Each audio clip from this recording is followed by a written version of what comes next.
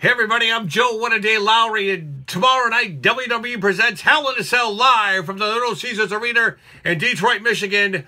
This is Whatta, and these are my predictions for tomorrow night. That's right, folks.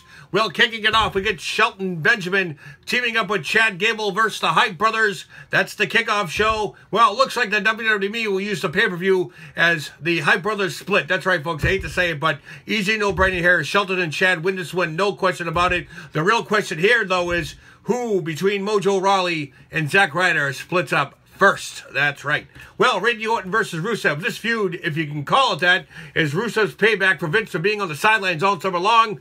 The Viper is favored. However, I think Rusev gets back to mid-card or even main event status after this one.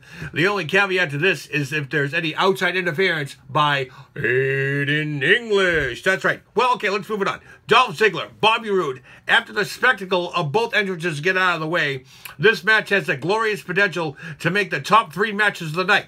They're both evenly matched in size, strength, and speed. I think this is the first match in the string of matches that will culminate by the time the Royal Rumble comes around. I can see Roode winning in some fashion or another, but Ziggler does have a lot on his plate. Of course, this is all contingent on whether or not Dolph Ziggler re-signs with the WWE. His contract's up later on this month. And if Roode does gain a clean pin, I would assume it's bye Dolph. That's right. Okay, Women's Championship, Natalya versus Charlotte Flair. This is historical on many levels. It should be a classic matchup. I would not be surprised if this turned into a family affair as well, with the Ric Flairs being shown in via satellite or, you know, whatever, Bret Hart's backstage. Look for both ladies to use the finishes and for the crowd to be really on top of this one. This is a double-edged for me because if Natalya does retain, I see Carmella cashing in and winning the SmackDown Ladies Championship. And of course, if Charlotte wins, I do not see a cash in, maybe a tease and so forth. Either way, if Carmella does cash in, I don't see her pinning Charlotte. I just don't see it. What I do see is James Ellsworth interrupting somewhere down the line.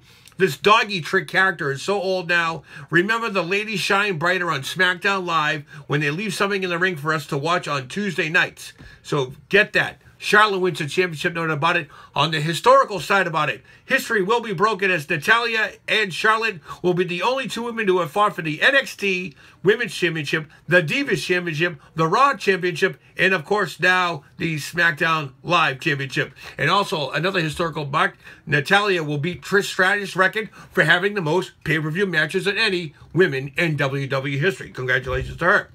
Okay, on to the Tag Team Championship. New Day, Usos, Hell in a Cell. What do you get when you get lightning in a bottle 2 times? Will he go for a 3rd? That's right. WWE is touting this one as the team's final encounter. I am not convinced at all. I can watch these 2 teams all night long. Another historical significance is that this is the first time the tag straps are defended inside the cell. So naturally, with this being the first time this has happened, it will also mark Jimmy and Jay Uso's 3rd time in becoming WWE SmackDown Tag Champs. I gotta give it to them. Why? Because it comes down to numbers. The New Day is going to have to put someone on the outside, 2 on the inside. I give the Usos another run at the SmackDown Live Tag Team Championships. On to Jinder Mahal, Shinsuke, WWE Championship. You know, folks, this is going to be the most non-anticipated title matchup of the night. We all know what we get when Jinder is in the ring. But for Shinsuke, I think it's way too early to put a world title on this man's waist. I'm sorry, it's too early. He just got here. I mean, to take away all the prejudice comments from Mahal over the past 2 weeks, and this is your everyday, run-of-the-mill, classic 1980, old-fashioned house show title bout. Cue up the Bob Backlund, Don Morocco matches. That's it. I think the Maharaja retains to become champion, but he will face John Cena next month, and he will win the title at Survivor Series. Again, the Maharaja retains, and John Cena wins the title at Survivor Series next month. I'm sorry. This match just does nothing for me anyways.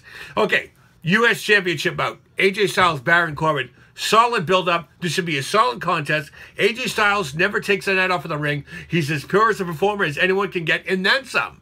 What I do see, depending on whether or not Baron Corbin is in the doghouse, still with the WWE remains to be seen. With Styles' recent promos stating that Corbin has taken shortcuts his whole life, leads me to believe that a title change may take place.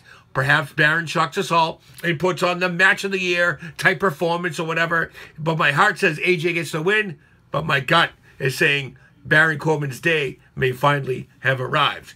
Okay, on to the big one now. Kevin Owens, Shane McMahon, Hell in a Cell. You know, KO has been ruthlessly beating up on McMahon since he dropped his so-called lawsuit. You know, first Vince received a big beatdown with the headbutt heard across the world, then Shane getting his bell rung just this past week on SmackDown Live. What we haven't seen in a few weeks is Owens taking a beating himself.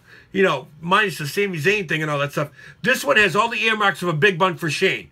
But off the top of the cell, through the cell, over the cell, under the cell, I don't care what's going to happen.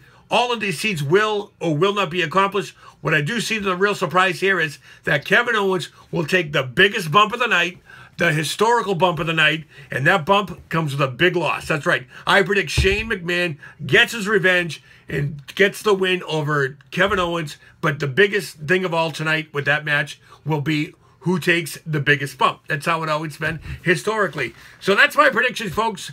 WWE presents Hell in a Cell live from the Little Caesars Arena in Detroit, Michigan. It's going to be live on the WWE Network. Kickoff time, 7:30. Don't forget for the kickoff match. I'm Joe Whatta Lowry. Have a great night, everybody.